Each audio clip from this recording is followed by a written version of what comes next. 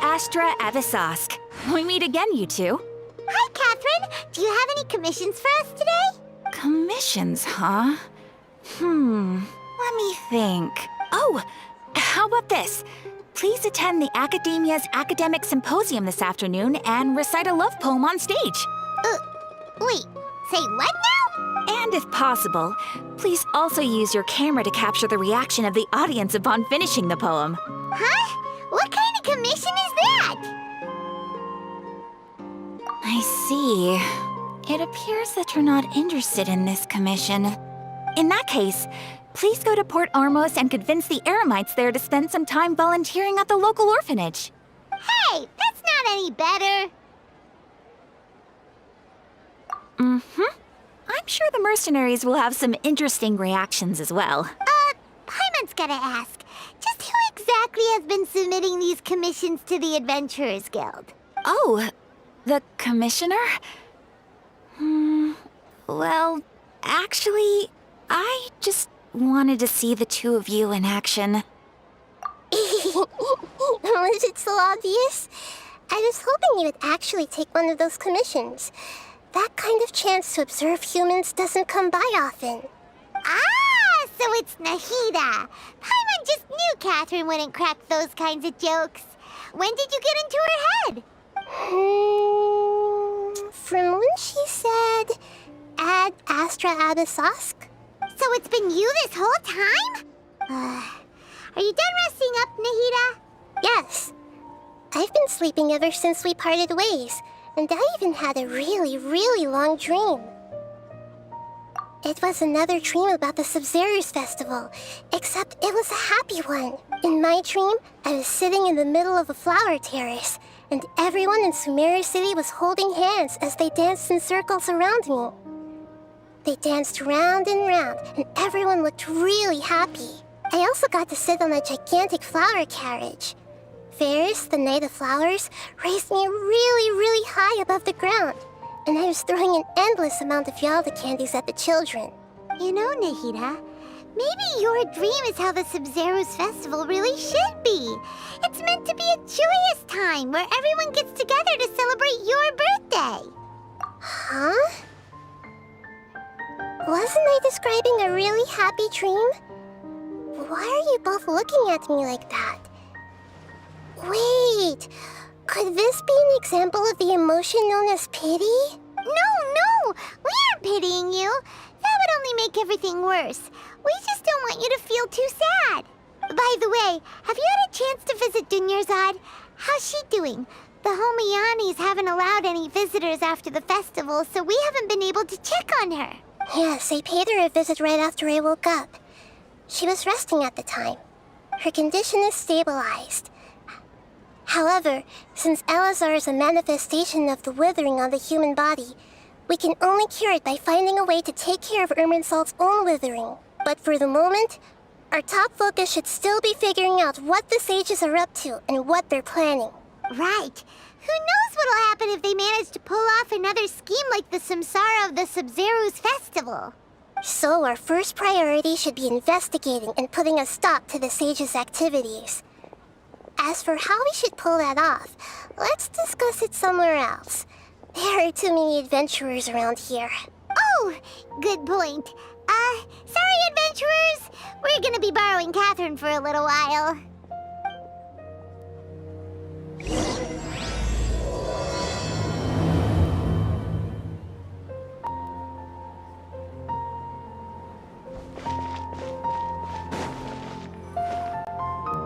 Let's continue our chat here. Okay, so do you have any ideas on how we can investigate the sages, Nahida? Actually, I've already done a little bit of work on that. But for now, I want to hear your thoughts. I've already tried that, but all the key members of the Academia, even the core of 30 guards, intentionally avoid wearing their Akasha terminals. It seems that from the very beginning, they've been guarding against info leaks from the Akasha. Of course, it could also be because they're wary of me. Have you already caught the sage's attention? I'm guessing not yet, But distrusting me would make perfect sense if they've ever paid attention to the urban legends about me. In any case, I probably can't take over their minds directly. No way, that's too risky. You mean it'd be too easy to get caught? No, it's not that. We shouldn't involve innocent students in this. A single mistake could completely ruin their life. Doing that would be ignoring the safety of my people for my own selfish goals. How is that any different from what the sages are doing? That's a good point. Spoken like the god of Sumeru.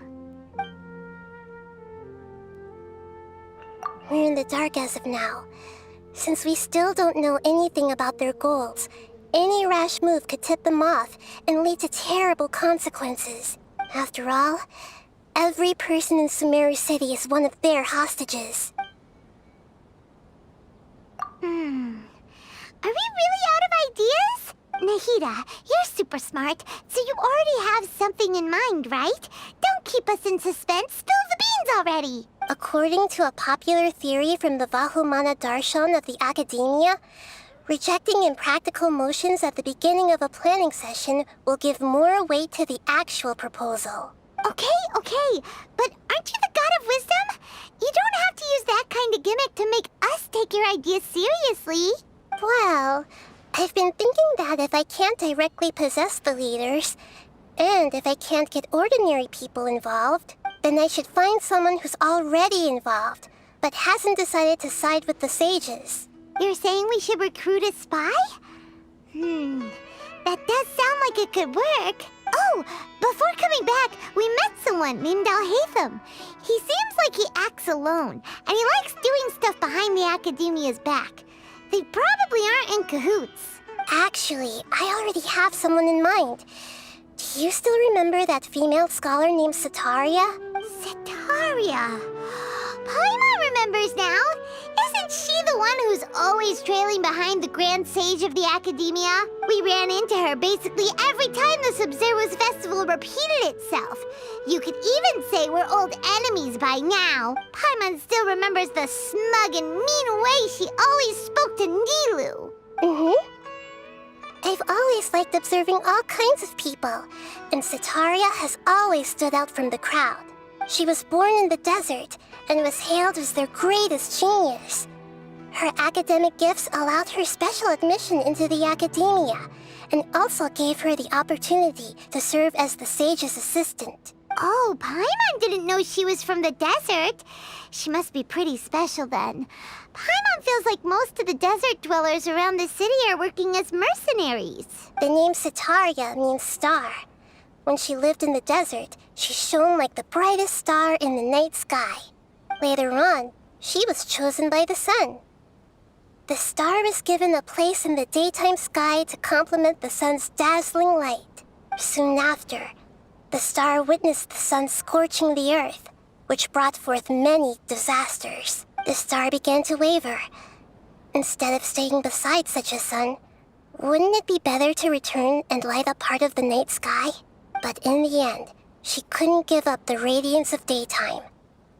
To cope with her shame, the star buried her guilt and closed her eyes.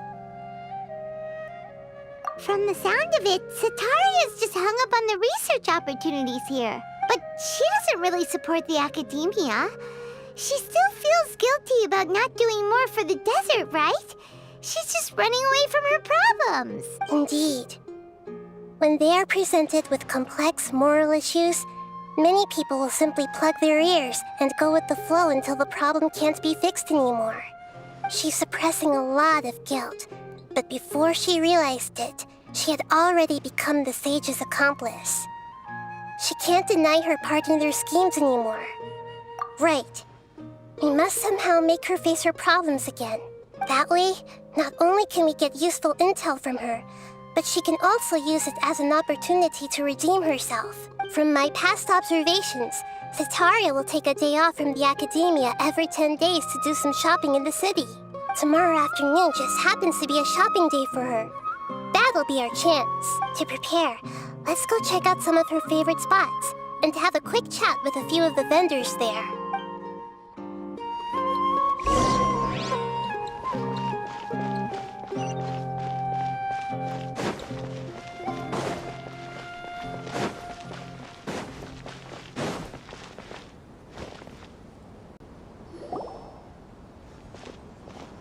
This should be Sataria's favorite fortune-telling spot.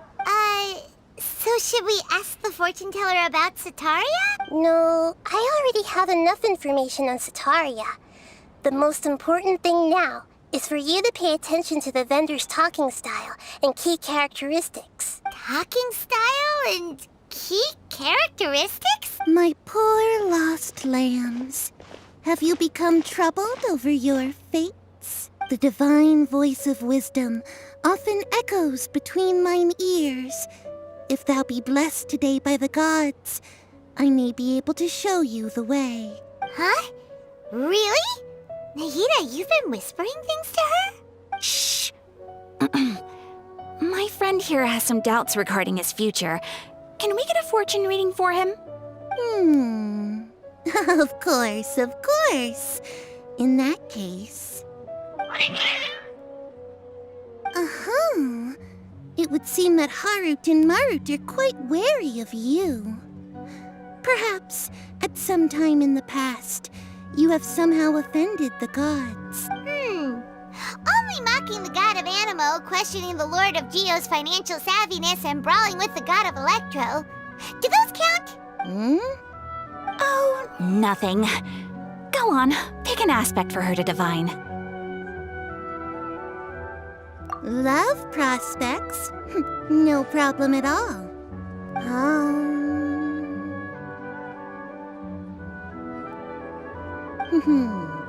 The gods have spoken.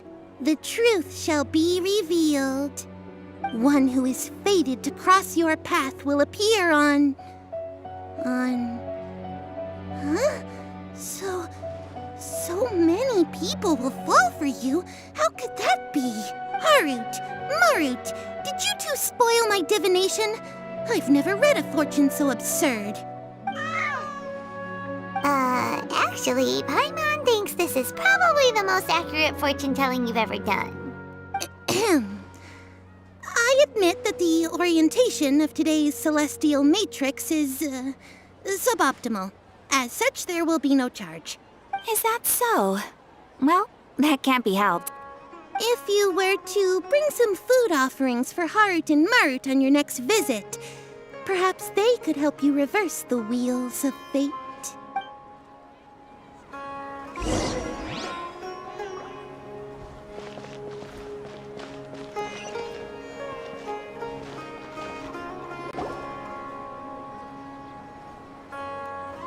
Is this another one of Sataria's favorite stalls? Yep, it belongs to a king. His father helped Sataria a lot when she first moved to Samari City, so she still comes by whenever she has time. When they start talking with him, listen carefully to the details of her conversation. Ah, dear customers! Would you like to look at some pottery? We caught wind of your great craftsmanship, so we specifically came to take a look. Oh, I recognize you. Aren't you Miss Catherine from the Adventurers Guild? Sounds like I'm in for some big business. Speaking of, where did you learn this trade? I suppose you could say it all started with my dad.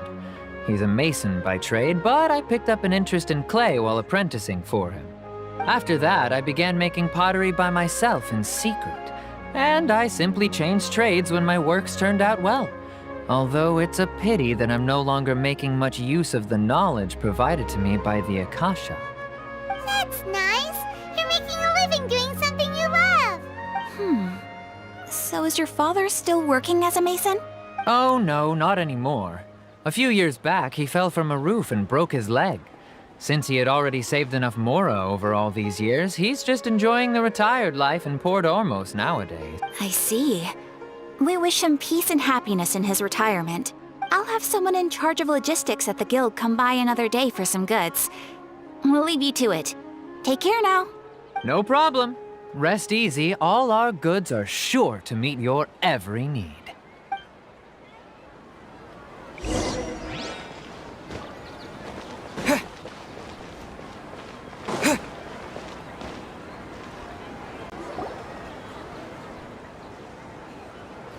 This should be our final stop. Sataria is always thinking of this restaurant when she's working at the academia. so she always comes by whenever she's out in the city. Nahida, you've really thought of everything. It's my duty to protect Sumerio's citizens, after all. Hi there. I feel like I've seen you down by the docks before. Huh? Sorry, I don't quite remember. If I recall, you were having a discussion with someone about shipbuilding at the time. Ah, that's right! I've always been really interested in feats of marine engineering. After all, I grew up in Liyue Harbor and spent my entire childhood staring at the ships going in and out of the port. I came to Sumeru to study, but failed to make it into the academia due to my lack of talent. But I'm still discussing all kinds of problems with different scholars, and I'm continuing to study and perform research from the restaurant's basement. I'm sure I'll get into the academia after their next round of exams. What an admirable spirit for learning. Amazing. Sure. But you'll find hardworking people wherever you go. So this restaurant has a basement as well? Huh. First I've heard of it. That's right. It's not usually open to patrons. Most of the time, employees use it for breaks or to hold private events. I see. Guess that makes sense. Well, good luck with your studies, Miss Chishan. Thank you so much. As long as I can make it into the academia as an official student, I'll be happy.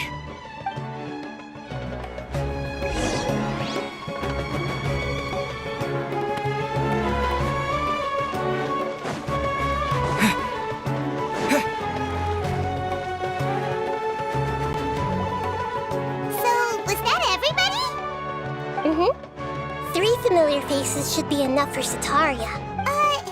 What's the point of all the information we've collected? Nahida, you still haven't told us how you're planning to make Sataria face her problems. Sataria is already used to avoiding her problems, so we must find a way to break through her usual sensibilities. I remember you mentioned that the Eremites in Port Ormuz are all making a fuss about the upcoming resurrection of King Deshret. Although it's all just a boatload of nonsense, the fate of her homeland may turn out to be Sataria's soft spot. Oh, Paimon gets it now. You want to take advantage of the guilt Sataria feels about her homeland.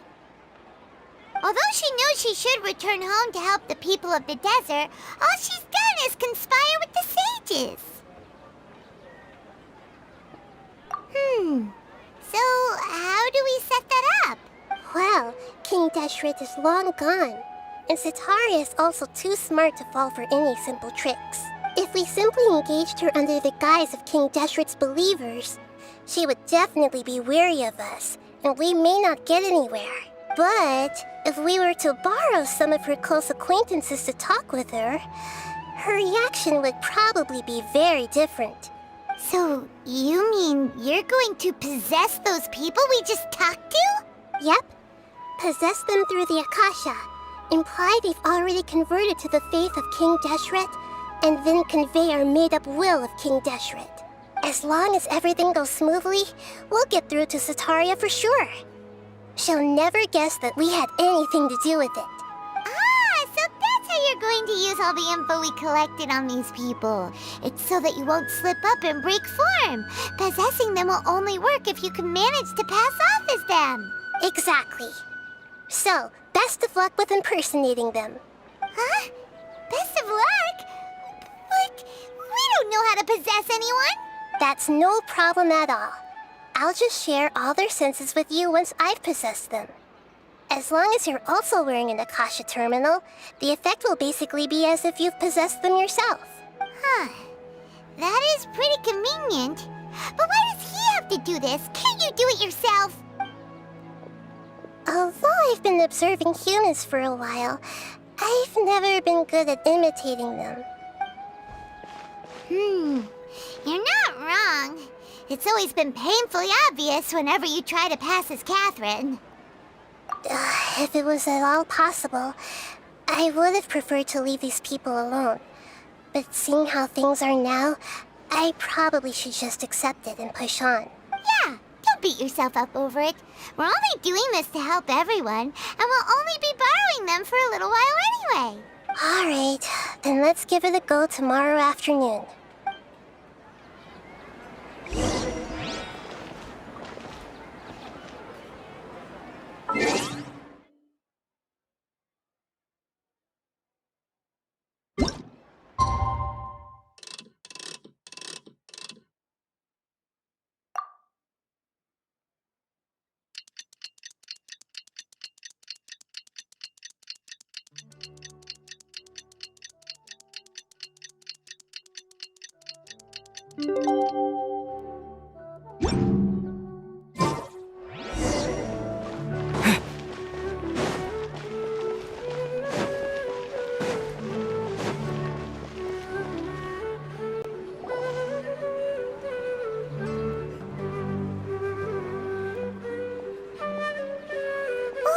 Here she comes. Satori is here. Let's quietly follow her. Once she starts talking to her acquaintances, we'll find a safe spot to begin possessing them. As for how we'll sway her to our side, I'll leave that to you. I trust you'll know what to say. I'm starting to feel kind of nervous. Okay, let's go. Looks like they've already started talking. Let's find a hiding spot and get started.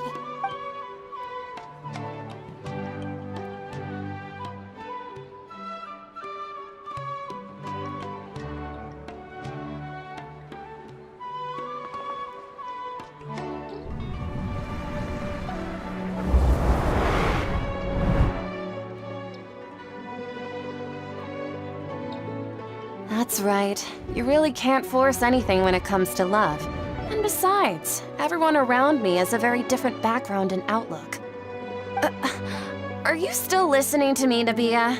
Oh, of course I'm listening. You were talking about troubles with your love life, right? I heard everything you said. Okay then. You just seemed a little distracted for a moment there. Strange. Your cats seem pretty worked up. Is something wrong? I always thought they were quiet, happy kitties. Oh, what are their names again? Are you sure? Those aren't ringing a bell for some reason. Well, actually they have many names. Which names I use depends on my mood. Huh, I see. I imagine that must be hard for the kitties, too. So, which fortune do you want me to read for you today? You must have come for another echo of the divine voice of wisdom. I'd like to get another reading on my love prospects, but to be perfectly honest with you, I feel like I've been a real mess recently. A mess? Well, could you do a reading on how long it'll take me to finish my current project at work? I really just want to get it over with. I hear you. No problem at all. The gods will reveal the truth.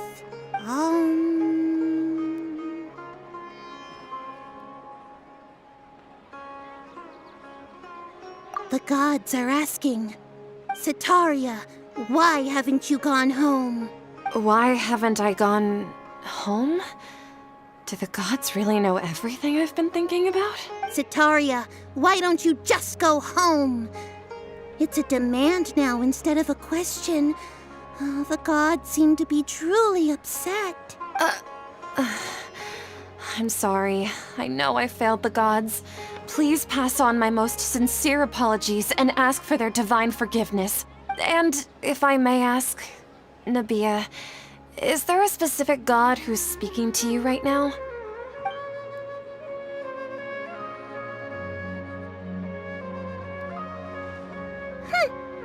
What an inconsiderate and naive question.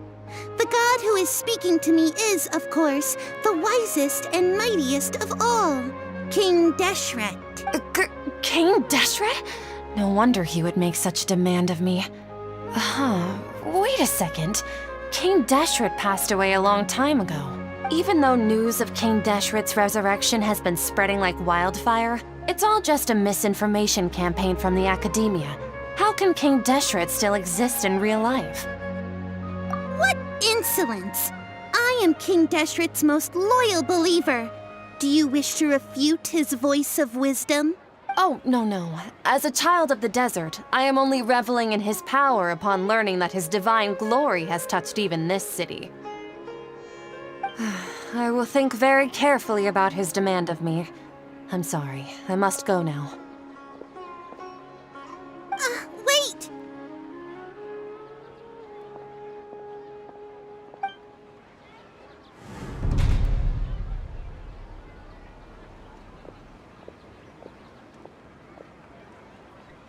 Whoa! She just ran off in a hurry. She looked pretty upset, too. Well done. Setaria didn't seem to suspect anything amiss. To have something she's been trying desperately to avoid show up out of nowhere and berate her, that must have shaken her to the core. Aw, Nahida, it seems like you understand human emotions really well after all. All I know are some abstract Harava-taught theories. And in any case, my time with you has shown a lot of them to be utterly useless. I'm still trying to make sense of everything. Anyway, enough of that. Let's hurry and catch up to Setaria.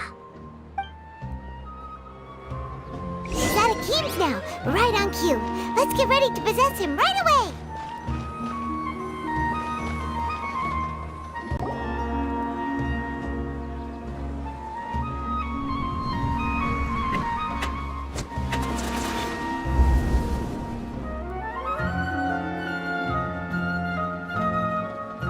It's okay. I just got caught up in something. Oh, actually, didn't you ask me to help you look for work? What kind of work were you looking for again? Oh, right. Your old man's craft. How could I forget? Speaking of, how's he doing? Is he feeling any better?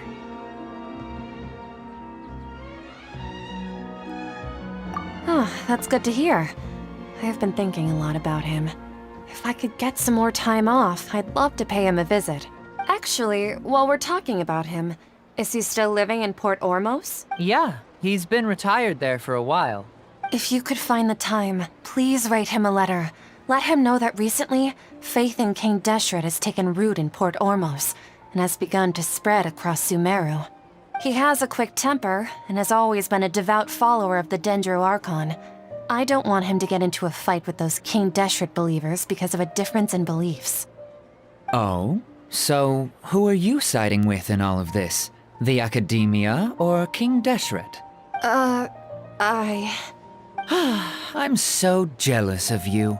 You were born a child of the desert, yet you chose to betray King Deshret, and now you spend all your time with those crooks from the Academia. Akeem, you don't mean you've also become a believer of King Deshret? What's so strange about becoming a believer of the wise King Deshret? In fact, aren't you the strange one? The one who still can't pick a side? Can't pick a side? Me? Whoa! Paimon had no idea you'd be so good at this! You really zeroed in on the issue and put it right in front of her. It might feel a bit overwhelming for Setaria. But once everything is over, I'll be sure to pay her a visit to her mind and explain everything. Anyway, let's keep going.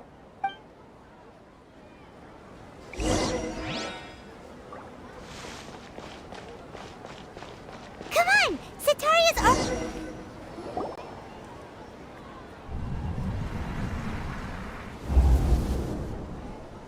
So, Shishan, have you noticed anything weird in the city lately? Like, as if someone was trying to preach to you about something? Oh, right. Speaking of strange things, I celebrated the Sabzerus festival so many times that I lost count.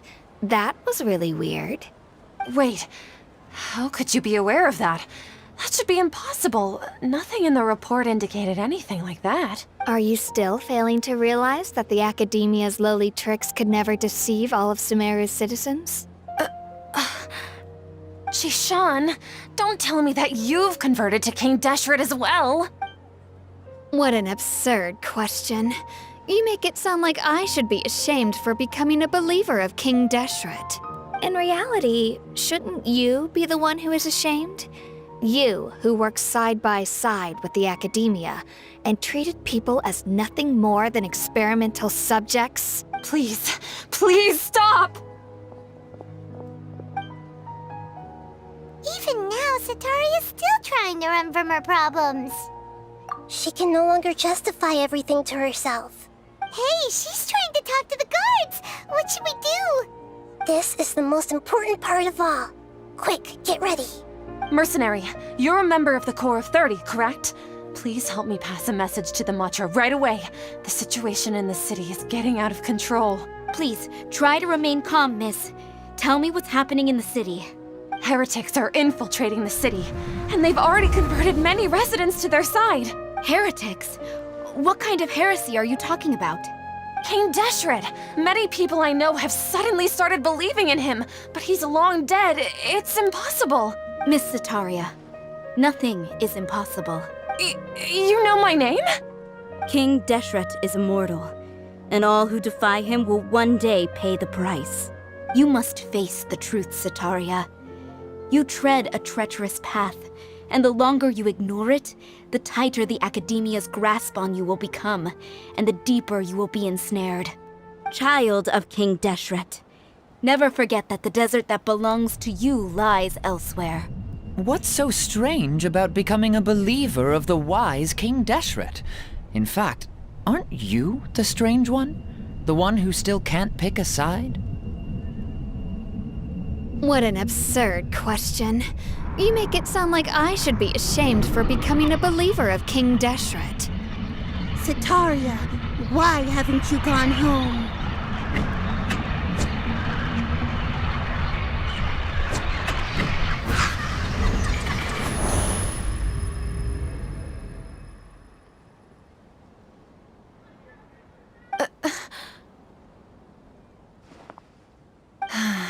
It seems that no matter where I run, I only keep finding more believers of King Deshret. I have to say, this is a familiar feeling. I've also been running from my guilt this whole time. Guilt over my part in the Sage's plans, and from ignoring the letters from the children of my homeland. But no matter how much I may try to ignore or get rid of it, my guilt always comes back. You won't necessarily lose your research opportunities by facing the truth. Besides, did you really want to conduct your research while carrying such heavy feelings of guilt? How do you know me so well? Are you truly just a believer of King Deshret? Or are you the god himself? That's not important. The important thing is to pass judgment on the Academia and its sages, and to correct their mistakes. If you could provide some assistance in this matter, perhaps it could serve as a form of atonement. I've actually never believed in the gods, but I've always believed in serendipity. Your appearance must be a fated opportunity for me to get out of this wretched situation. Please tell me, what can I do for you? How much do you know about the sage's current activities? I was just one of the designers for the masked dream harvest scheme, which is what happened around the Sabzeruz festival. But I know very little about the full scope of the overall project. I'd assume that only staff with the highest clearance would have access to those confidential documents. I've just been working to meet the Grand Sage's specified requirements. However, there's something that's been really bothering me. I heard that a scholar who was previously expelled has returned to the city, and even the sages are still quite wary of him. To fight against the Academia, we will need to figure out the nature and the purpose of their work. Is there a way for us to get access to the confidential documents you mentioned? It should be possible if we're willing to take some risks. After all, I'm an assistant to the Grand Sage, and I've been working on many tasks outside of the project. One thing, though, I won't be able to transfer the documents to you through the Akasha once I get my hands on them. The sages have always closely monitored all activities within the Akasha.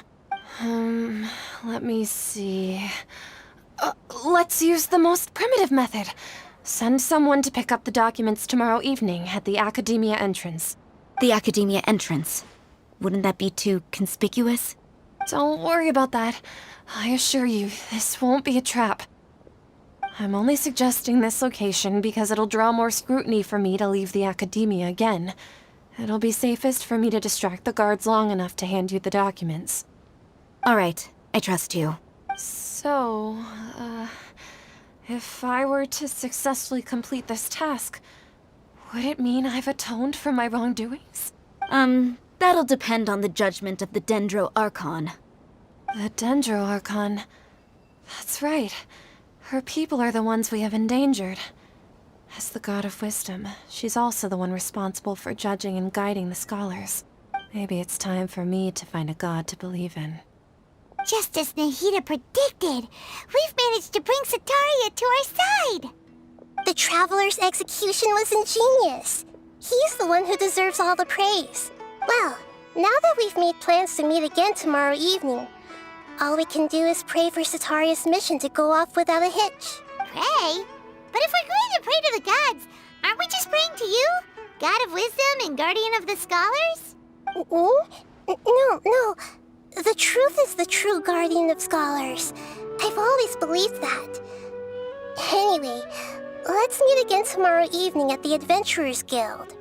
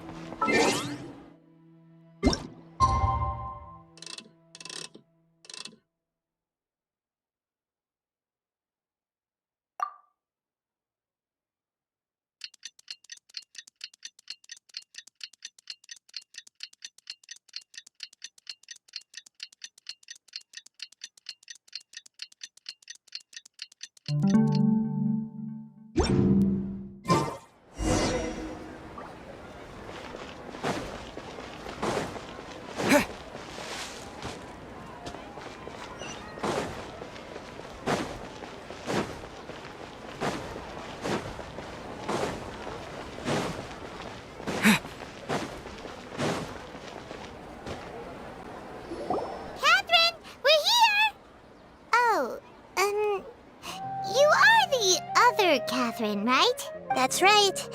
I suppose I'm the other Catherine in your mind. Shh!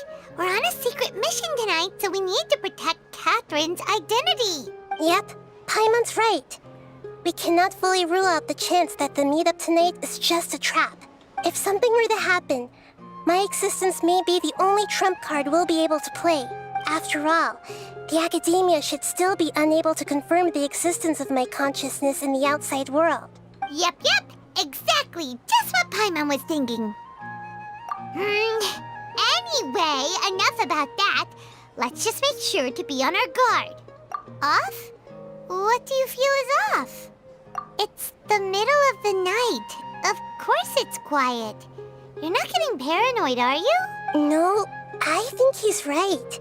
It really is a lot quieter than usual. If you look around, there seems to be fewer people on the streets. I'm not sure if this is the case for the entire city, though. Huh. Maybe it's just a coincidence. Maybe Setaria figured out a way to not only distract the guards, but also to get everyone to go to sleep early, just so we can exchange the documents in peace. I also can't quite figure out why things feel a little off. But now that we're here, let's go ahead and meet her as we planned.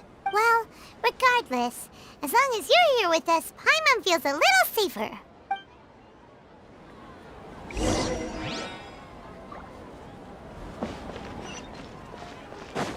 Huh. There really aren't many people out right now. Let's hope it'll be this quiet in front of the academia, and that Setaria managed to distract all the guards.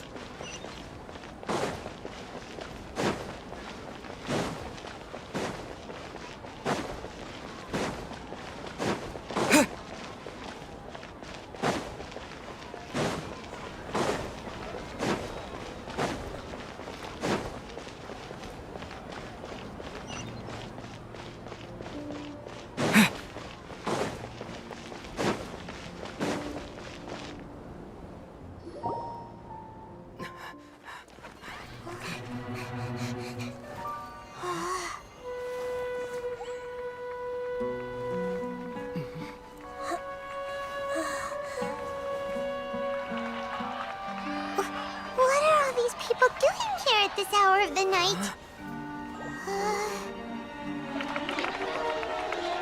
Ah, the triumphant hero returns at last. And to a rather spectacular welcome, even if I do say so myself. You're the outcast, expelled from the Academia. Indeed I am. Although these days they tend to call me the Doctor.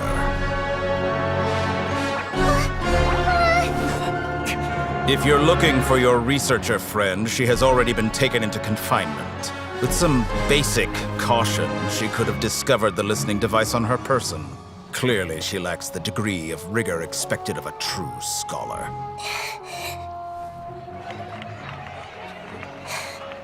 The people of Sumeru City.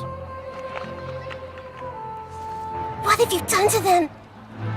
I simply made some minor adjustments to their Akasha terminals. Now they can deposit information directly into the subconscious. As you can see, all these lovely people now believe this traveler is a hero who has just saved the world.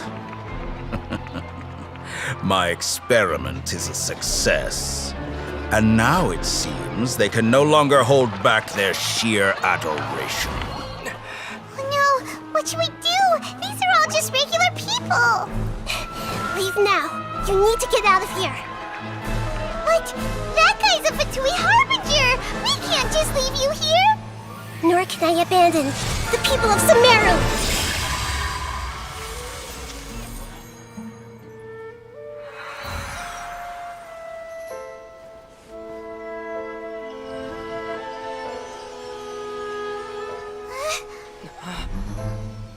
Don't worry. We'll meet again outside of the city.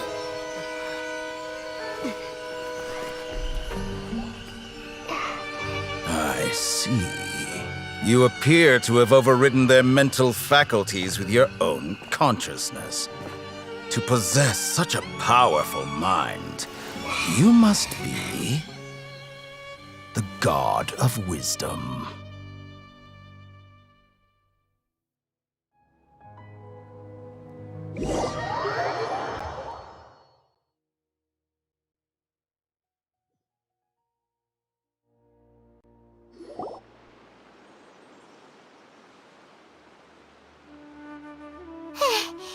This should be far enough. Paimon needs to catch her breath first. Is Nahida going to be okay? We only made it out because of her. Paimon wasn't counting on running into a new Harbinger here, let alone such a high-ranking one. That guy was number 2. So scary. He called himself the Doctor. Remember, Tainari told us about him. Sataria did say that someone who once got expelled from the Academia came back recently. And that even the sages are wary of him. Yep, sounds like she must have been talking about the Doctor. Yeah, now that the Doctor's in the picture, we're no longer just dealing with the Academia. They're in cahoots with the Fatui. But what are the Fatui after this time? Another Gnosis? Yeah, things would be a lot easier with Nahida's help. Nahida said we'll meet again outside of the city. But we can't just keep waiting around, right? You mean... Oh, right! Wasn't he invited by the sages to work on some project when we were staying with him in the Avidia Forest? That has to be the same project. Even though he turned it down at the time, he might still know something. There's no time to lose. Let's go to Gandharvaville.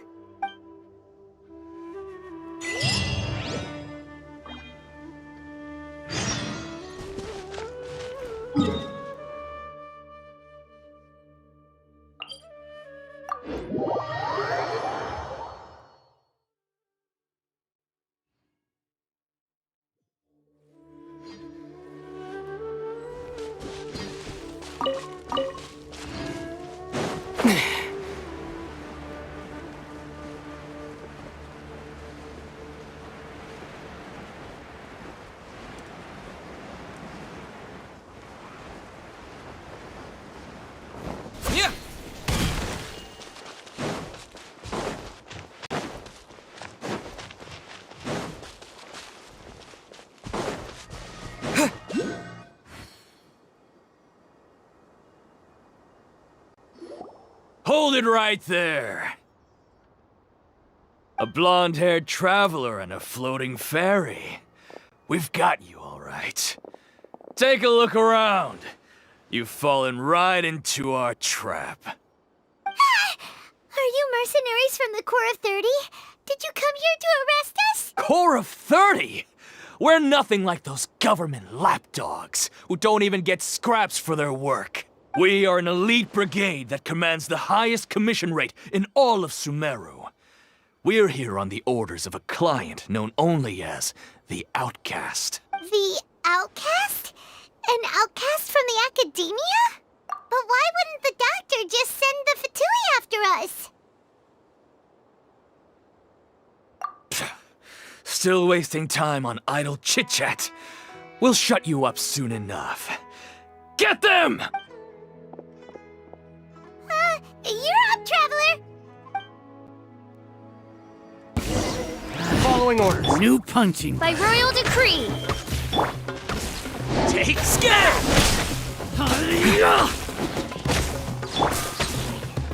Just like we rehearsed! Go! Allow me!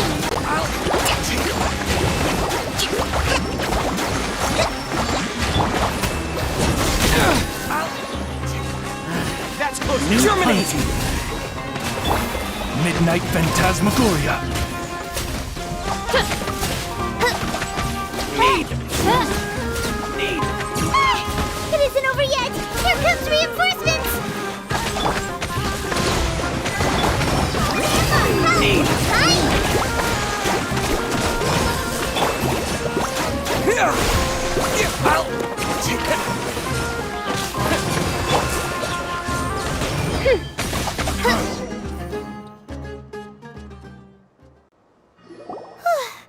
That was pretty rough.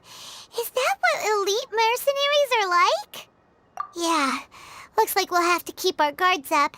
But this doctor guy seems like a pretty tough opponent. He knew exactly where to set up an ambush. Did he predict that we would try to find Tainari? Going up against smart people is tough. Anyway, let's keep going.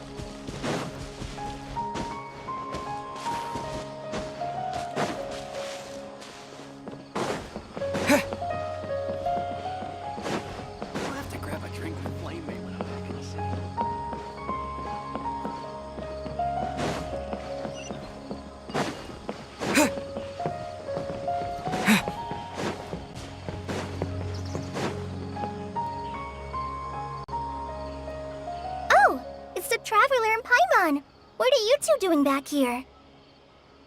Kale! It's nice to see you again! Are you doing alright?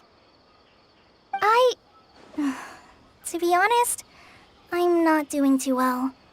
My Elazar has been progressing at a faster rate lately. I'm finding it harder to complete more intricate tasks. As a result, Master Tainari is taking me off the patrol schedule. He will only allow me to stay here and coordinate other people's tasks. Oh, Kale! Speaking of Tainari, did he go off on patrol? We're here to talk to him. Oh, Master Tainari? He just left the Avidia Forest a little while ago. He was headed to Pardis Di. Huh? He left?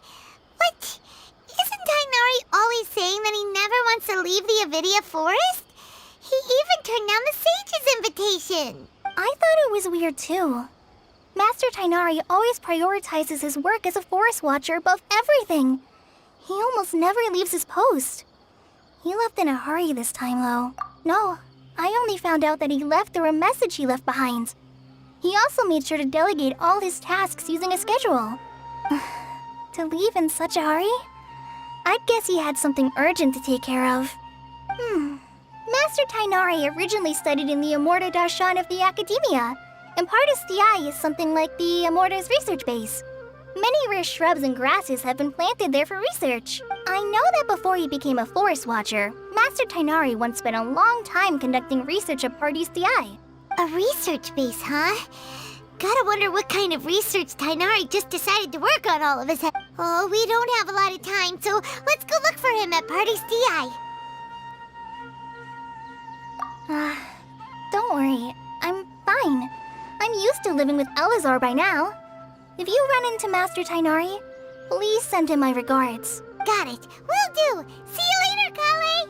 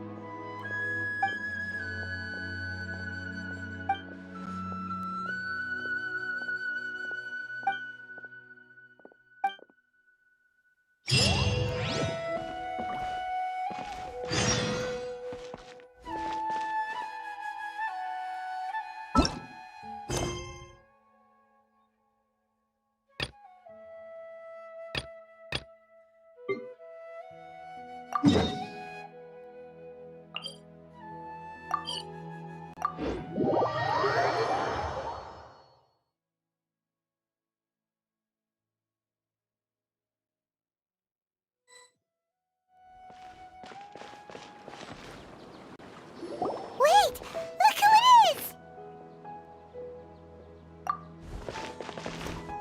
Thank goodness you're okay. We were so worried about you.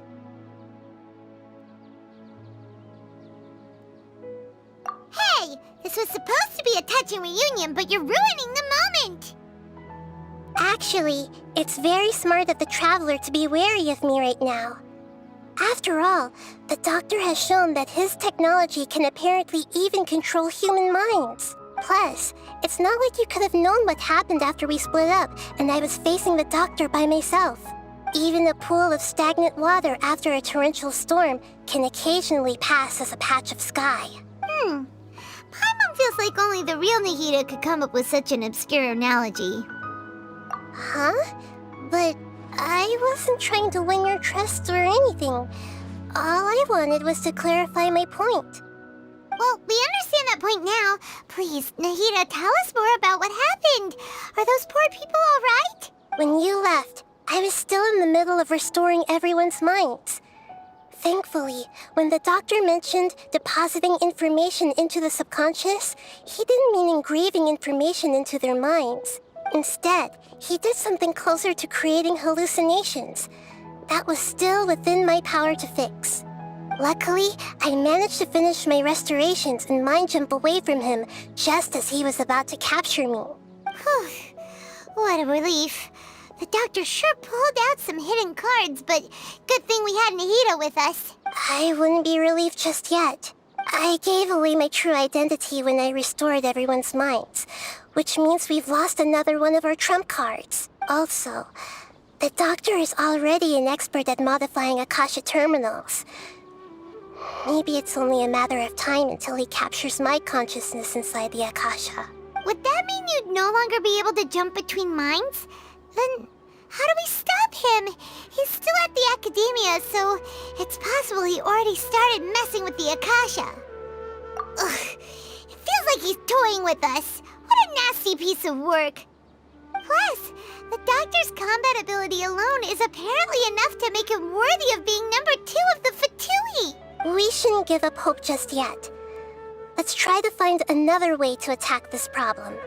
Actually, Nahida, how did you know we were trying to get to Pardis Dii? Have you been waiting for us? Yes, I have. I can see the Traveler's elemental energy, so I deduced your destination by looking at the direction you were moving in. You didn't come here for sightseeing, right? Did you find any leads? We're looking for a scholar we know. His name is Tainari, and the sages once tried to reach out to him. Why don't you come inside with us and see what we can find? Okay, let's just hope we won't get him into trouble.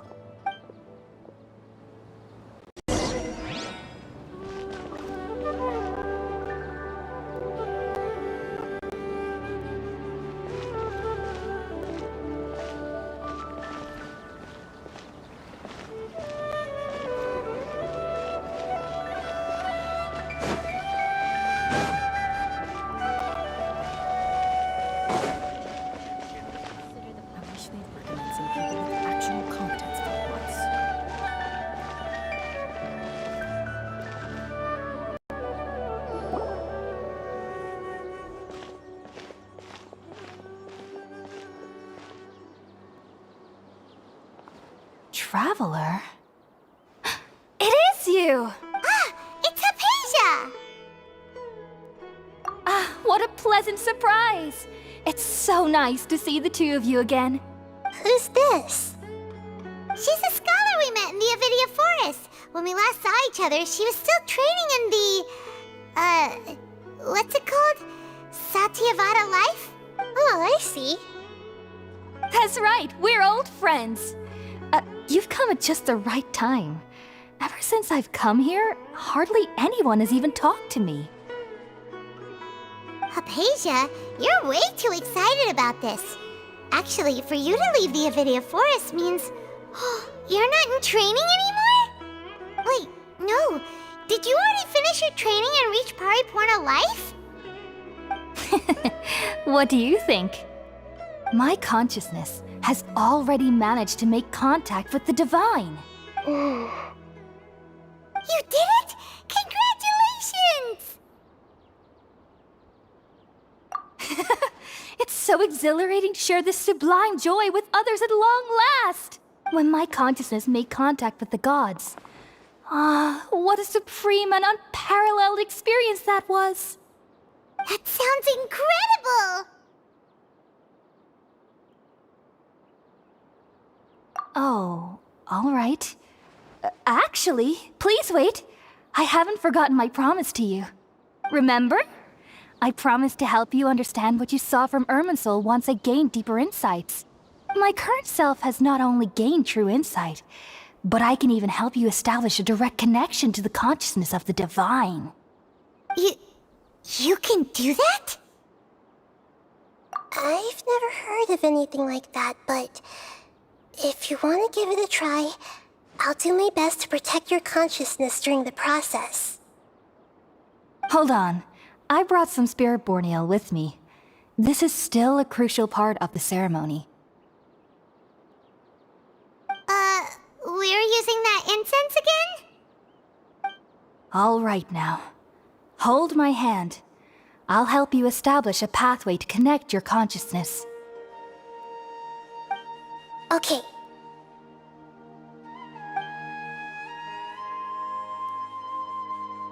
Ready?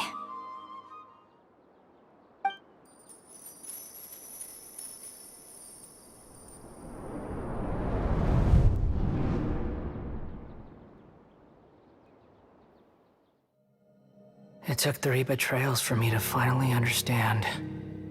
The world is just an elaborate tapestry of lies. My fury will never be quelled.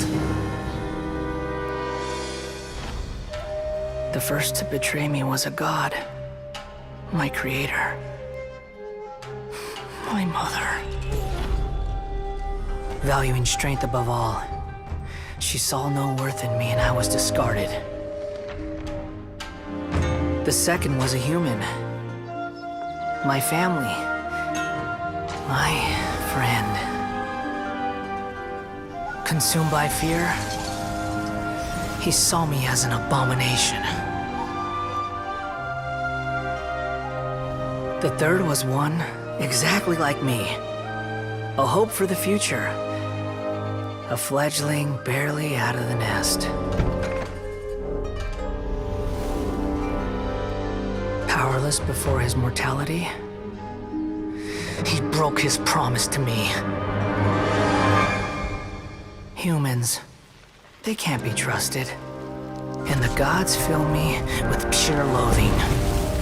So I said good riddance. I denounced the world and laugh in its face. My chest will never again be defiled by worldly filth. I will scrub away every last trace of human emotion.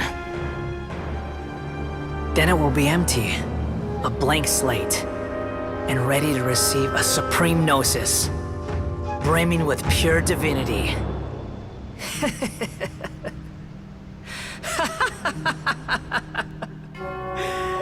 There is no need to fear. The pain will be brief. Your era is coming to an end.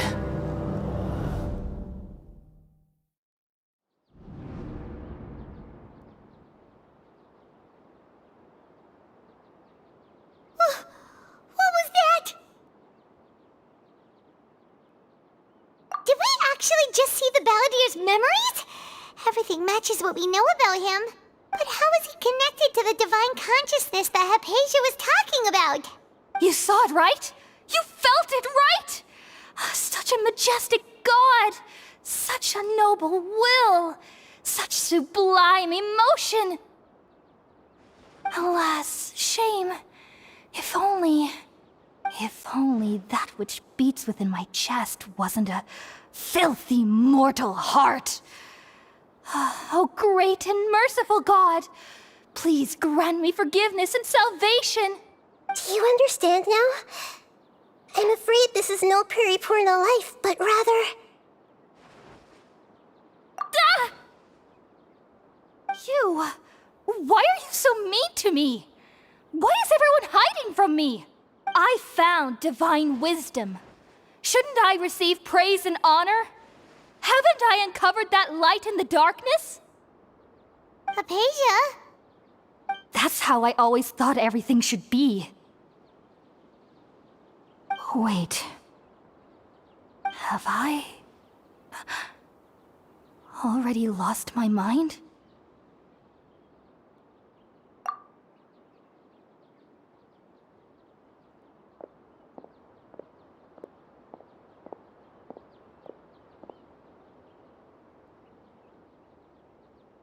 Wait, something isn't right!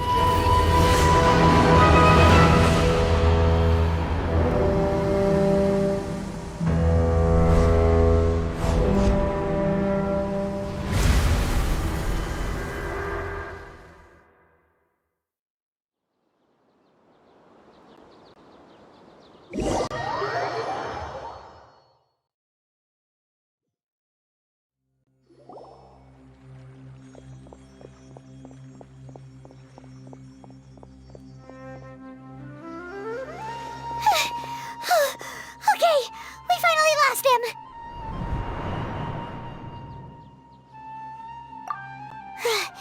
Are you okay, Nahida? Wait, no. Something feels different. You're back! Oh, the Traveler's back? Nahida was controlling your body for a while. It seemed like she jumped over to you as an emergency measure right before the Catherine puppet was destroyed. After that, Tighnari heard the commotion and came over. He helped us defeat the mercenaries and then he ran with us all the way here. What? You swapped places? You mean your consciousness also went into Nahida's body? Wait, then where is Nahida's consciousness? Where is she now? I never imagined that an individual's consciousness could be transferred around like this. Had I not seen it with my own eyes, I would have never believed it. I don't think this can be achieved with current human technology. Also, while we were running, the consciousness in your body told me to pass on a message. She said, "The doctor has found a way to trap my consciousness, so I can't journey with you anymore." But even in a moonless night, a shower of starlight can still drown out illusions and lies. Oh no! Nahida's trapped in the sanctuary of Surasthana for good this time. Was that message all she left for us? It's pretty vague.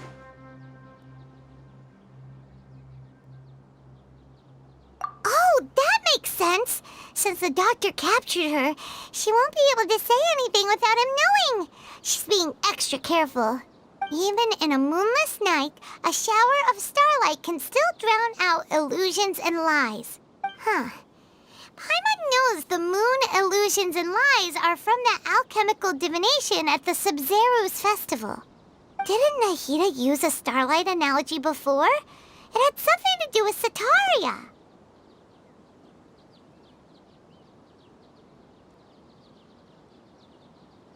Oh, that makes a lot of sense.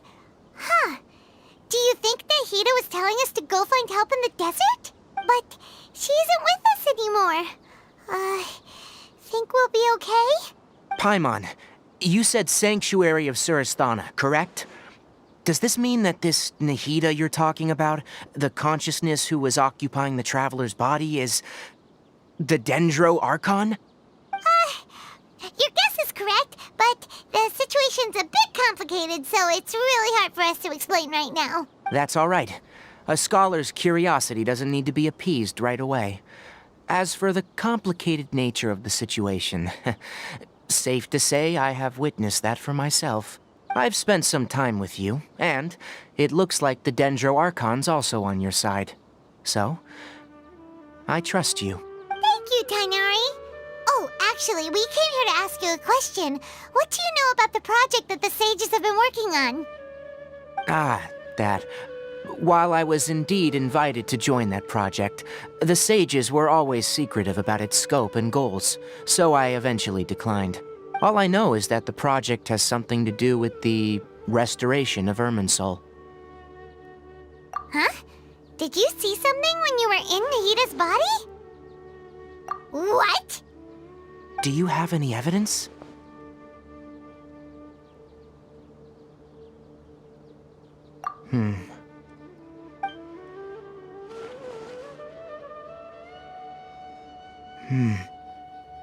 So that's what happened. That explains why Hypatia's symptoms were different from those of the other scholars who went mad. It's because she made contact with the consciousness of a new god who is still in the process of being born.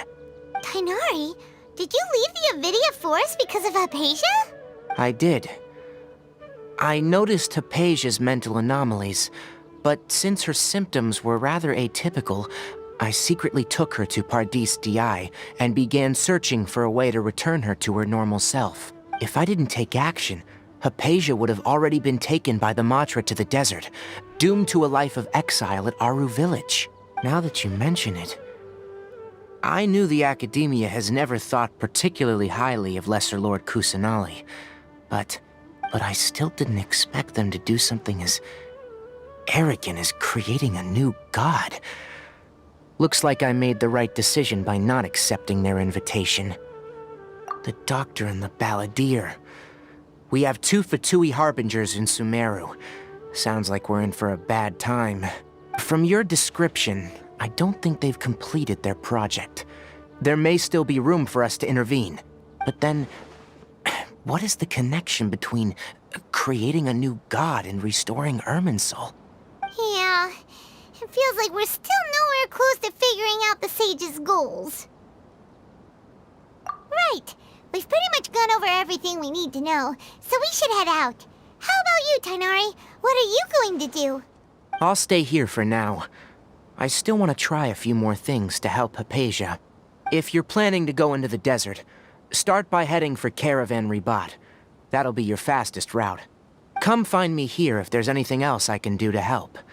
May the Thanks, Tighnari. Hopefully Hypatia will feel better soon. We're off then.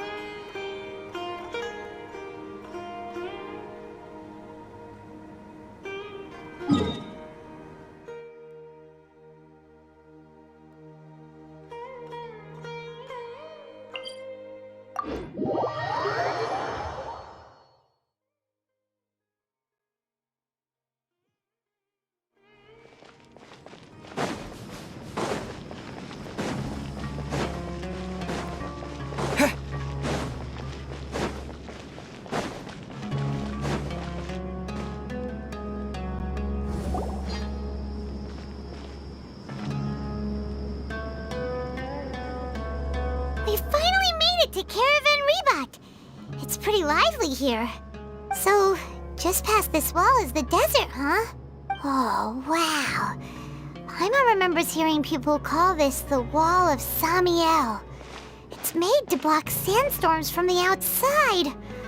Oh, if it's this tall, it's gotta be the divine work of Greater Lord Rukkhadevata, right? Enough gawking. Come on, follow me. Huh? Over here. Oh, Hatham went that way! Let's hurry up and follow him. Wonder what he's up to.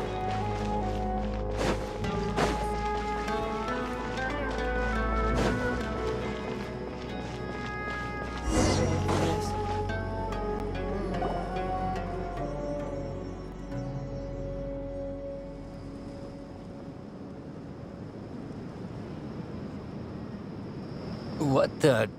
Where did he go? How did we lose them? They were just here a second ago.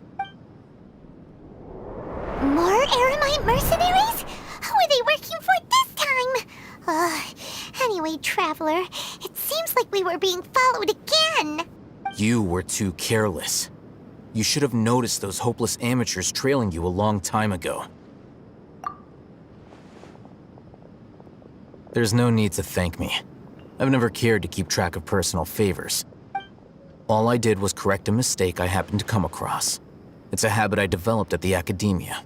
You really gave Paimon a scare, Alhaitham. We never thought we'd run into you here. Last time we met at Port Ormos, didn't you say you were going back to the Academia? Wait, don't tell Paimon that you're here to take us back on their orders. Oh, so you've already landed yourselves on the Academia's hit list. I can't say that I didn't expect it.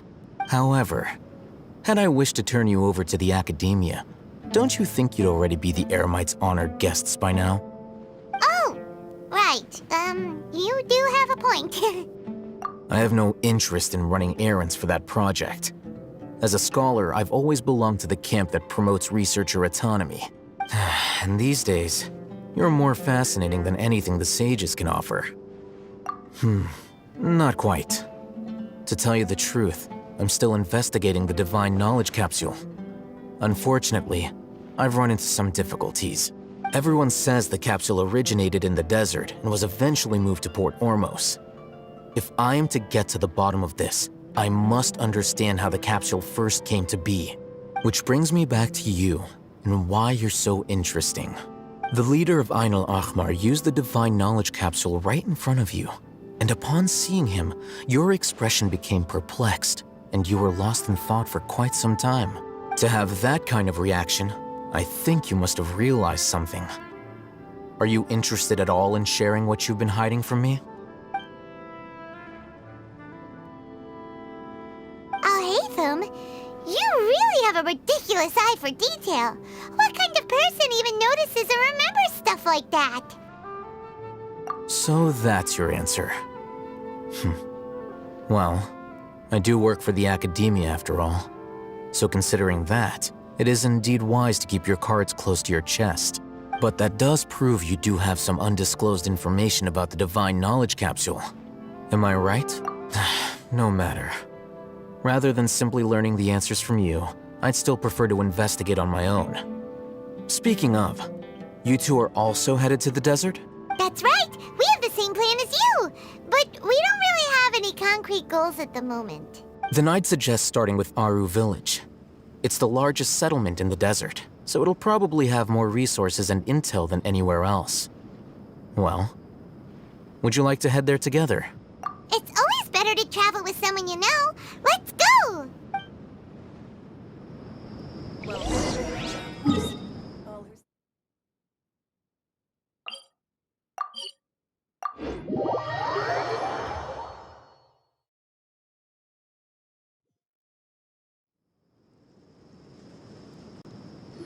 Before us lies Aru Village, the safe haven of the desert folk.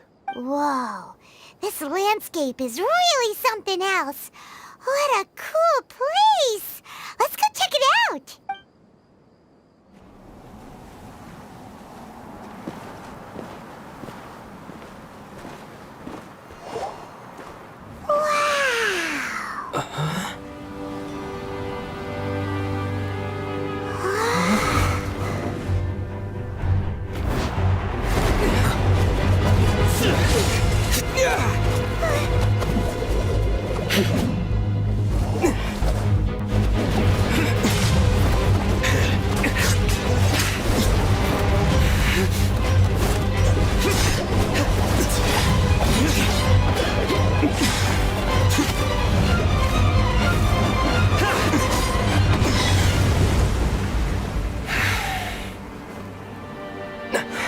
Cyno.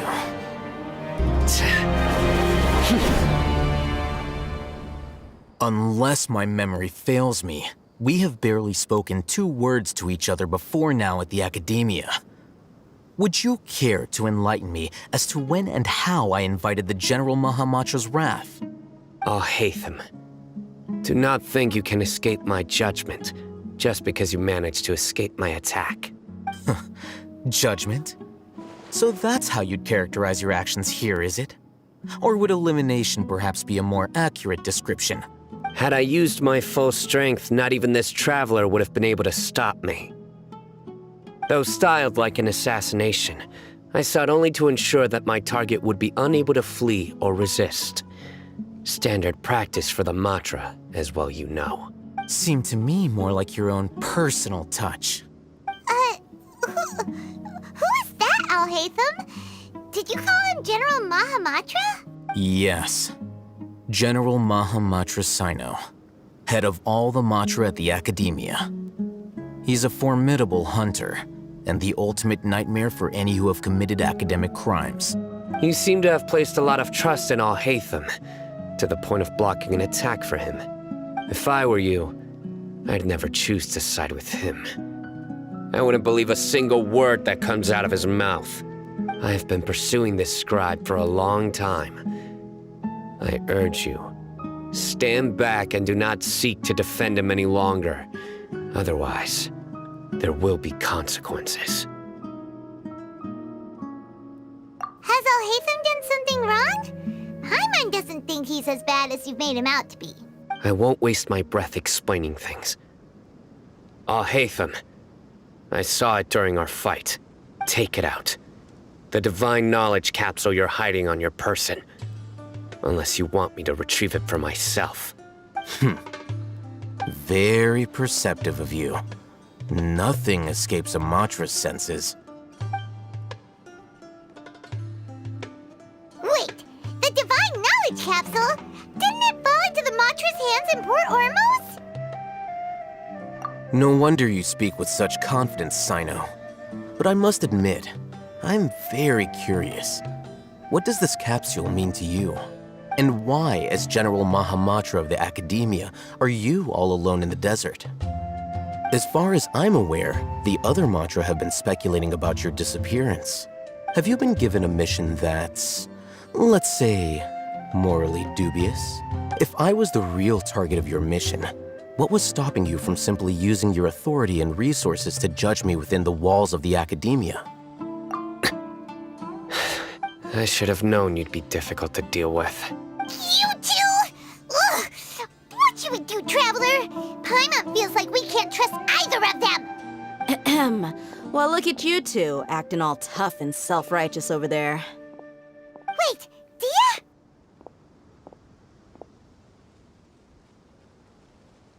Great! Finally, someone that we can trust! You gotta help us out here, otherwise these two are gonna start fighting again! Yeah, sure looks that way. Two giants from the Academia duking it out once and for all. Not something you get to see every day, that's for sure. Listen, I know you academic types love to fill up your big brains with self-righteous morality and lord your empty rules and virtues over each other. But how dare you bring your petty disputes into the safe haven of Aru Village? It seems like someone's gonna have to beat some sense into your thick skulls until you finally learn to respect these grounds.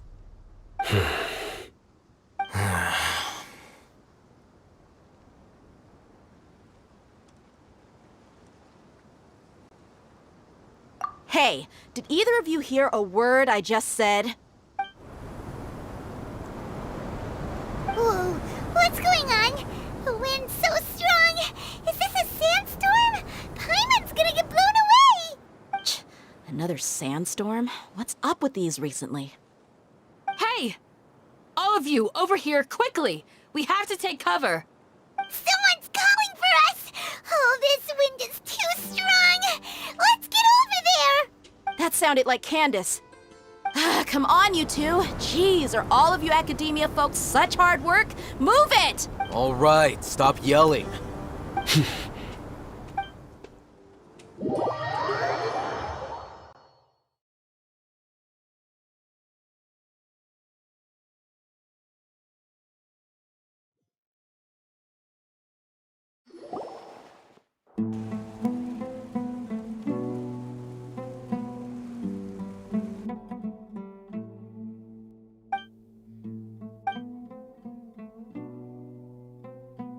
Well, this is pretty awkward. Hey, wanna play sardines with three people who wanna tear each other limb from limb? Sure, why not? Sounds fun. The air is so thick and heavy. Paimon can hardly keep floating anymore. My sincere apologies, everyone. This is the home of our village chief. I will have to ask you to make do with this small room until the sandstorm dies down. Please, let me introduce myself. I am Candace, protector of Aru Village. Our savior has come at last! Nice to meet you, Candace. The name's Paimon. Thank you so much for helping us. There's no need to thank me. It's only right to help each other when the weather gets rough. Wow, she's so gentle and caring, like a nice older sister. Unlike those guys over there. All right, now that we're all better acquainted, we should return to the topic at hand. As a guardian charged with the responsibility to protect my fellow villagers from harm, I was observing your conflict from afar, even before the sandstorm started. And now that you have set foot within Aru Village itself, it is all the more my responsibility to make absolutely sure that you pose no threat whatsoever to us. So please, have an honest and sincere conversation with one another, and put your hostile feelings to rest. If anyone dares to start anything again while they are under this roof, I will not hesitate to send them out for some quality time with the creatures of the sandstorm. Oh, on second thought, Paimon may have misjudged Candace's character. And that goes for you too, Miss Dia. Do I make myself clear? All right, we got it, Candace. That's what I like to hear. So, which of you will begin? I was supposed to be a mediator, but I might have gotten a little too involved just now. Anyway, one of those two should probably start talking. Wait, that was you trying to be a mediator?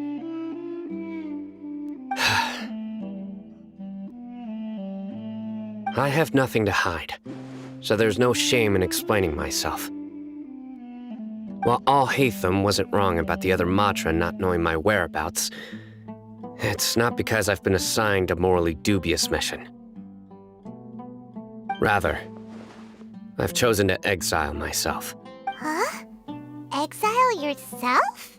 A little while ago, I discovered that there was data missing in the Academia's project planning and development files. What little they did report clearly did not match the project's actual progress. As General Mahamatra, I had the responsibility and authority to request an audit. However, to my surprise, the person responsible for the erroneous data was none other than Grand Sage Azar himself. I tried to investigate the issue myself before submitting a formal audit request, but I soon found that all leads and potential pieces of incriminating evidence were carefully concealed from me. I began to realize that they were cautious of me from the very beginning.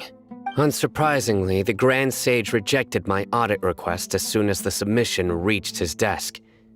He even said to me, "The power of the General Mahamatra is granted by the sages. You have no right to judge us." So they really are up to no good.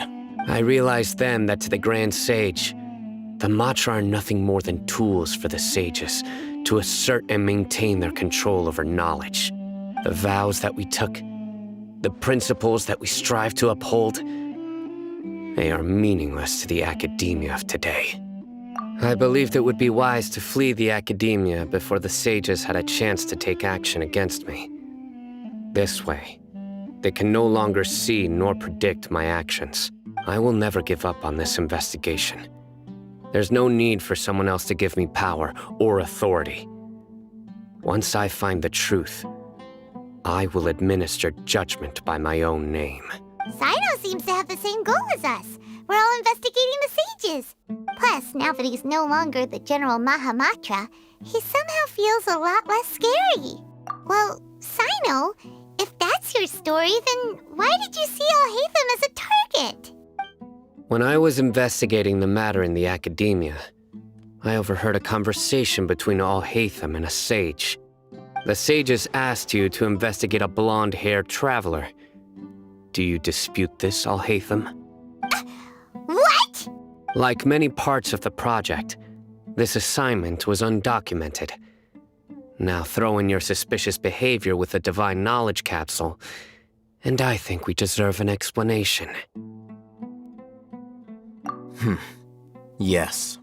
I was indeed tasked with investigating the Traveler. Alhaitham! After all, the promised reward was so great that hardly any scholar could have refused. The sage told me, once you've completed this assignment, I can give you a glimpse of divine knowledge. A most enticing offer. Unfortunately, those academics don't know me at all. Their words contained one key piece of information, namely that divine knowledge indeed exists. That gave me all I needed to know. From my perspective, the sages are far from trustworthy. Think about it. Isn't it a little strange they're so willing to share divine knowledge with anyone, even as a reward? So, I began my own investigation following the lead of the Divine Knowledge Capsule. In the end, I realized my wisdom in committing to this rather than collaborating with the sages. Had I been less guarded, I probably would have ended up like that Ain al-Ahmar mercenary, incapable of remaining sane for long enough to hold a conversation.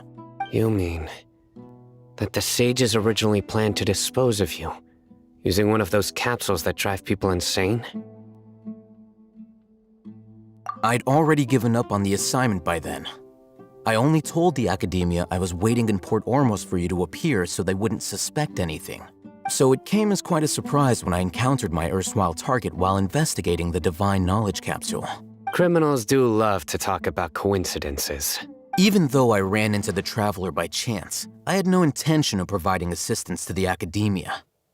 Also, you should remember, you were the ones who decided to follow me and strike up a conversation after I left that tavern. That's true. Alhaitham helped us out at Caravan Rebat as well. Maybe he's telling the truth. I'm willing to apologize if that's worth anything to you. I took the Divine Knowledge Capsule behind your back because I judged its existence to be a significant risk. I felt that it would be best for no one to interact with it before it had been properly studied. After all, curiosity often proves to be the most dangerous thing in this land. You should be well aware, Scribe Alhaitham, that curiosity can also lead you to danger and suspicion. Answer me this. Did the sages share any information about their project with you? Have I not made myself clear? You and I are both distrusted by the Academia. Do you really think they would tell me anything? Fine. Although you haven't completely proven your innocence, I won't regard you as an enemy, for now. As you wish. Good. I'm glad to see you two clearing up your misunderstandings. And now you, Dia. I believe it's your turn. Oh, sorry. Whatever the boys were talking about must have been so boring that I spaced out. My situation is pretty straightforward.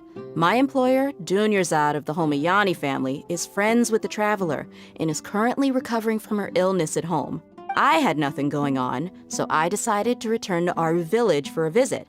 I was actually looking forward to a pretty exciting time getting back together with everyone here, but then I saw these two random guys in the middle of a pointless argument. It ticked me off, and things went downhill from there. Is that all? Well, I will admit that definitely sounds like your style. In that case, welcome back, Dia. That's more like it. I missed you all so much, Candace. Whoa! What was that sound? No need to worry. Now that you're no longer at each other's throats, please make yourselves at home. I'll take a quick trip outside to clear out some of those creatures in the sandstorm. Creatures? In the sandstorm? Are you sure you don't want some backup? Fighting in a sandstorm is not for the faint-hearted. Anyone without extensive training in these conditions is at a disadvantage. You needn't worry. Yeah, just leave him to Candace. Don't worry, she's as tough as they come.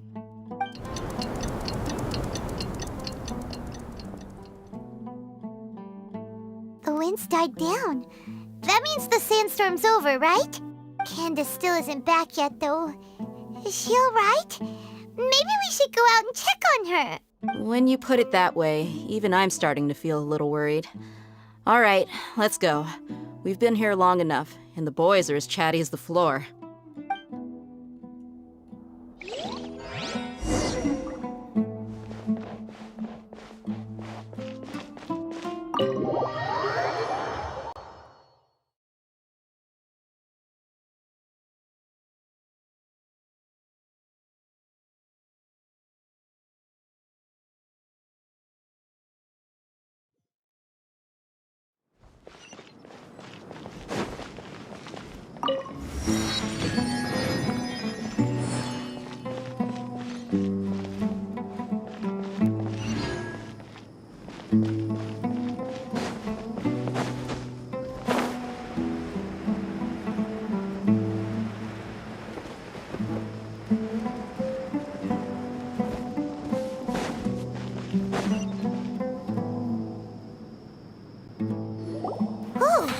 Candace, you're still fighting? You've been out here dealing with these creatures the entire time? Yes. They just keep coming in waves. I've lost count of how many I've defeated. Before I realized it, even the sandstorm had stopped. Ah! Here comes another wave! Leave this round to us. I got interrupted earlier, but now I have something to take my anger out on. It's been quite a while since I've seen the Flame Mane in action. I'll leave these to you then. I'll be sure to put on a good show. Let's go!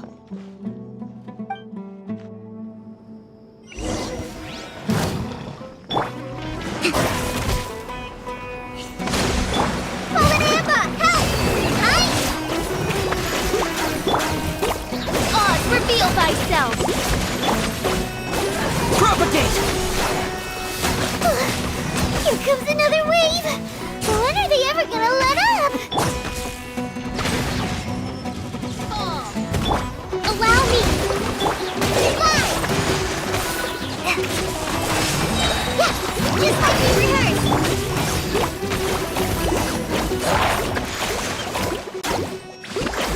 The creature stopped appearing. Was that the last of them? What we fought just now was probably the aftermath of the sandstorm. So we should be safe for the time being. Well fought, everyone. No injuries, I hope. Huh? Who are you? Ah, my apologies. I haven't had a chance to greet you yet. I had my hands full taking care of the village's elderly and children. I am the chief of Aru Village. Everyone usually calls me Uncle Anpu. Sir, I am also originally from the desert, but I have not been back for some time now. May I ask if such sandstorms are common? I can't say they've always been common, but recently the storms have become increasingly severe and frequent.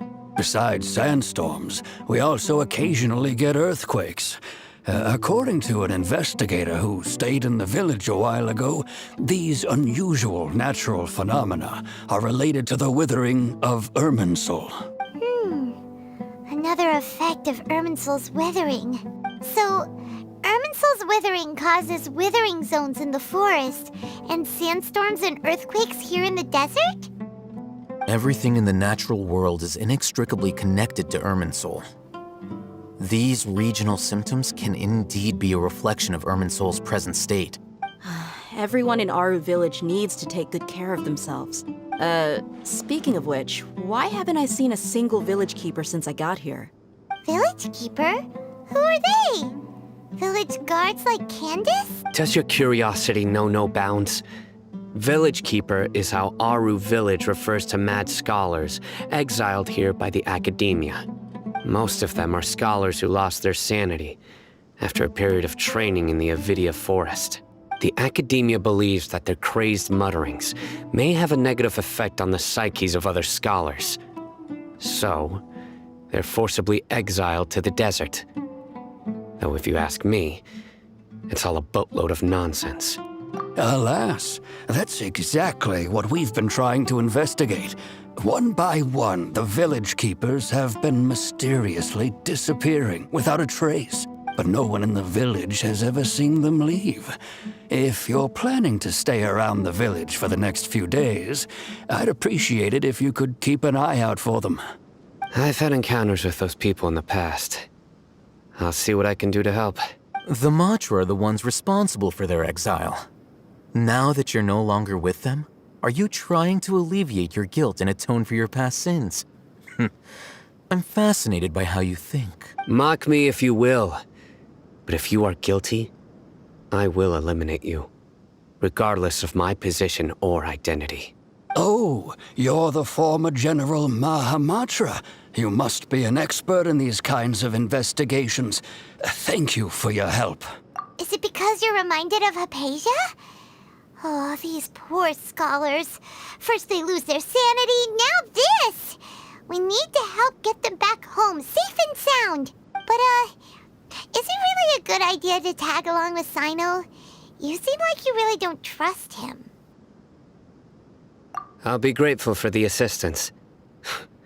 No doubt you will do a better job than some of my former subordinates. Let's start by finding a spot to share what we know so far.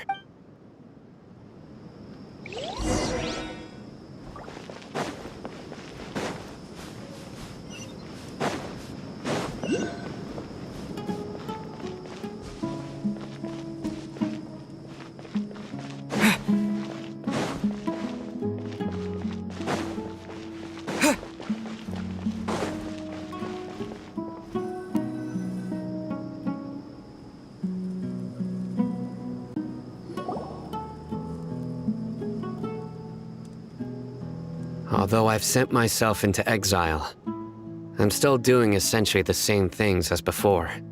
Do you still have any questions for me before we start our investigation? One of my former subordinates told me that this title has its origins in a strange incident. The Academia has long exiled mad scholars to Aru Village.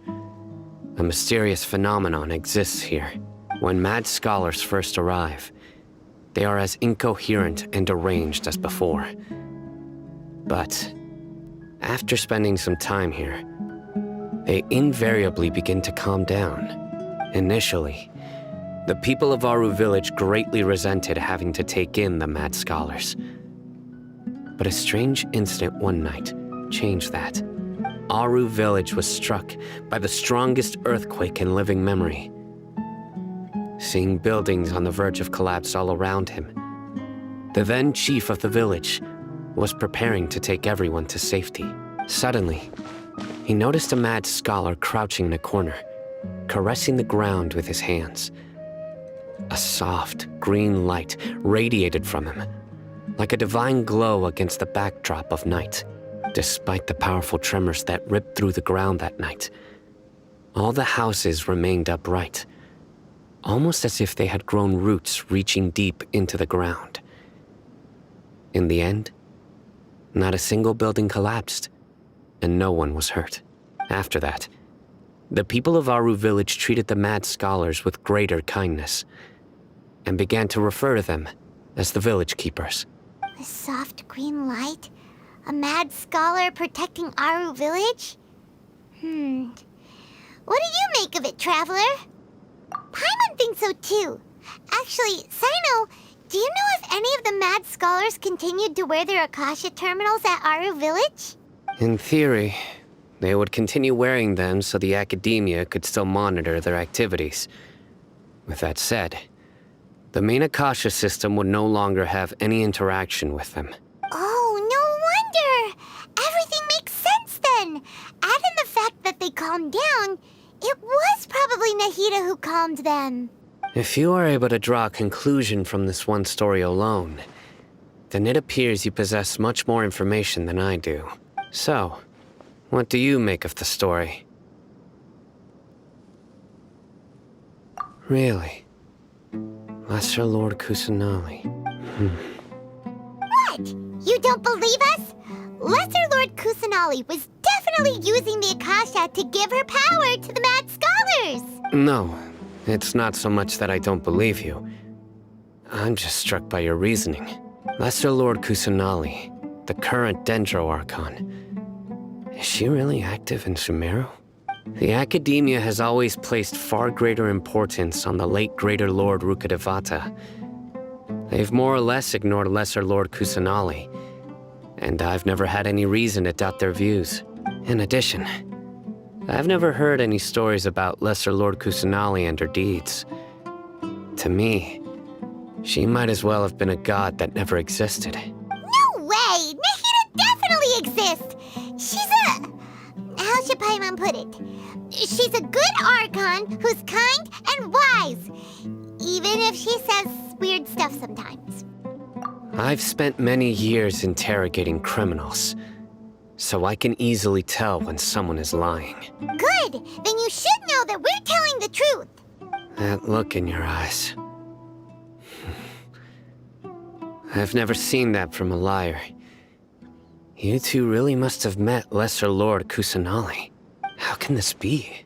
To think, our Archon has been amongst us this entire time. Alright, now it's our turn to put our skills to good use for this investigation. But easier said than done, especially since we don't have any leads. Maybe we can start by knocking on some doors. Excuse me, are you here to help me find my grandpa? Huh? Who are you?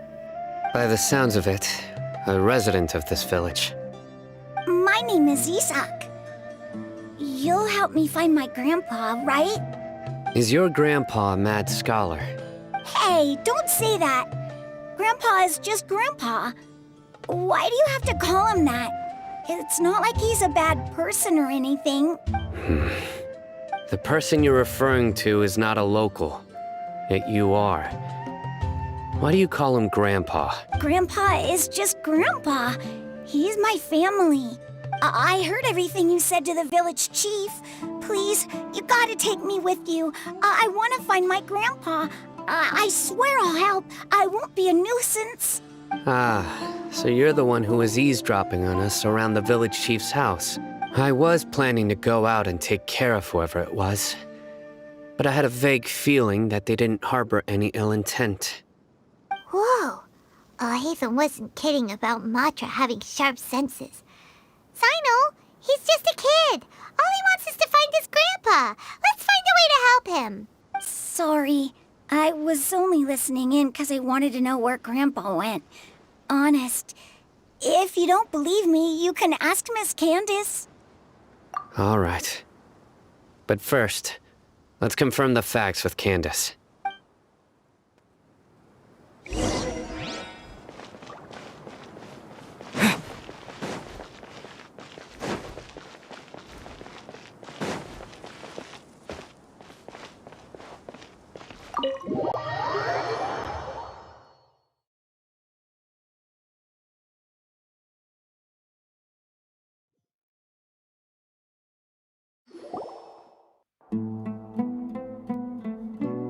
Sino is super vigilant. Is this what all the Matra are like? Ah, you're back already. We just wanted to confirm something with you. Do you know a boy by the name of Isak? I had a feeling he'd go looking for you. Huh? You knew this would happen? Yes. Although he tried his best to stay hidden, I still noticed him eavesdropping outside the window. He really wants to get his grandfather back. Isak's parents were both Aramite mercenaries who rarely returned to the village after finding employment in the city. He was raised by his grandfather. Unfortunately, it was only a few years before his grandpa passed away. Isak was still very young at the time, so various families in the village took turns caring for him so he could survive. Later, an elderly mad scholar arrived at the village. Isak thought the scholar bore a striking resemblance to his grandfather, and thus often spied on the man.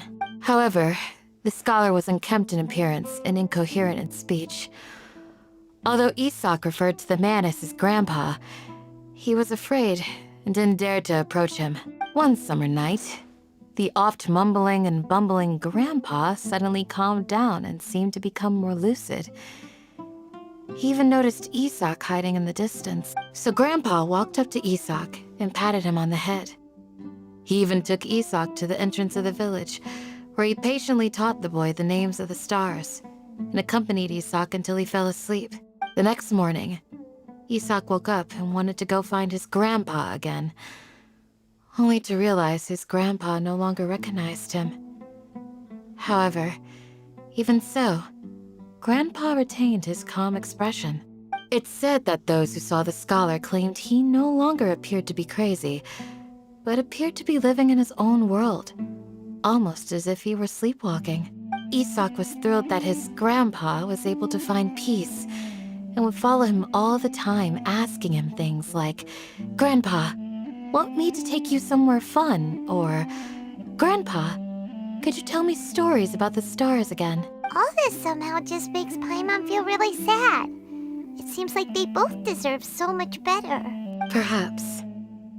Nearly everyone who lives in the desert has some form of hardship or regret. But even so, we must still continue on with our lives. It's also my reason for fighting. I must continue to protect this land.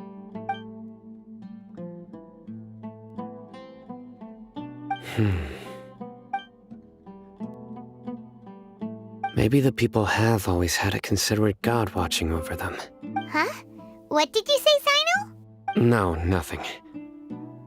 As long as Isak keeps his word and doesn't get in our way, we can take him along. Perhaps you are more compassionate than I gave you credit for.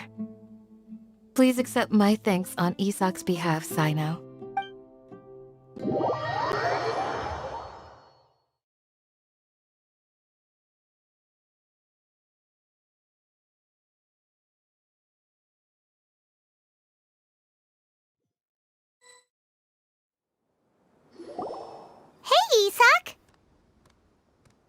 Oh, it's you guys. We've cleared everything up. Let's go find your grandpa. Really? Wow, thank you so much. Yeah. All right. Let's ask the local residents some questions first.